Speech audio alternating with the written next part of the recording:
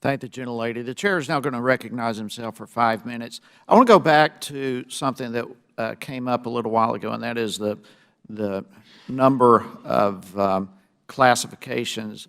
Over the last 5 years, some 400 million, and yet only a little over 2,300 in the same 5-year period have been challenged. And those numbers can be debated a little bit here and there, but whatever it is, 2,300 out of 400 million is virtually no challenges whatsoever. And just real quickly, just from a sentence or two, why so few challenges? And Mr. Leonard, I'll start with you. Mostly one of culture. You know, when I was in the Pentagon, when I had reports in my inbox, if I had an unclassified report and a top secret report, which one would I read first? The top secret one, even though the unclassified one may be more substantive.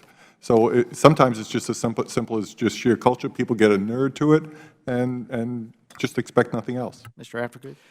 In many cases, employees are not aware of the challenge provision that enables them to make this challenge.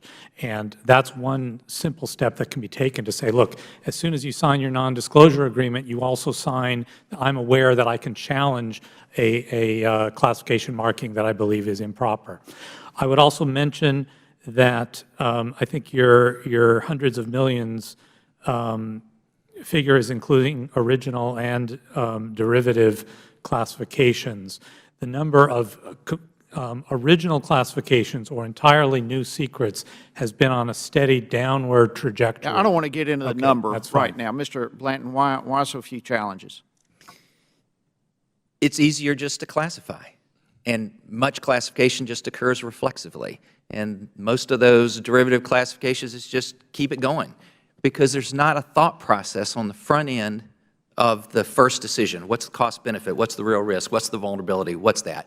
And you know, you got to educate them at the non-disclosure agreement point, but I would argue you got to put it in statute. And just quickly, it could be career suicide. I mean, at this point, we have insider threat investigations that could take place and also whistleblower retaliation. So a lot of times, as Mr. Bland just said, it's a lot easier just to go along with the process than to question. Okay, so it's not a matter of red tape, perhaps poor advertisement, people don't know, perhaps a culture, but or whatever. But red tape is not the problem. Is that correct? All of you would agree with that? No, absolutely. And again, a lack of accountability is key, too. Okay. Now, when it comes to, obviously, we know there's been a lot of threats to our country, and I'm concerned about the lack of information sharing within our federal government. A scale of 1 to 10, how serious of a problem is this to each of you?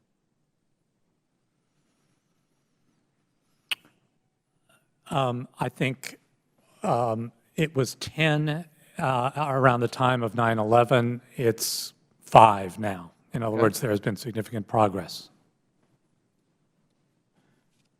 The rest of you, Mr. Leonard? I would tend to agree, but my sense is that there's also been a rollback with respect to some of you know, the recent rather significant wholesale compromises that have occurred as well too.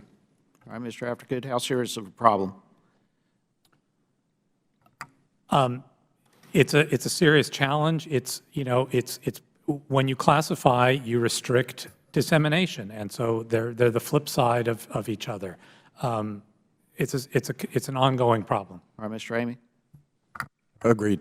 All right, so across the board, we still have a serious problem. There may be some improvements, but we still have a serious problem with sharing information, even when potential threats are hanging in the balance of our country. And in the mix of all of that, also it came up earlier, is the ability of Congress to do our job.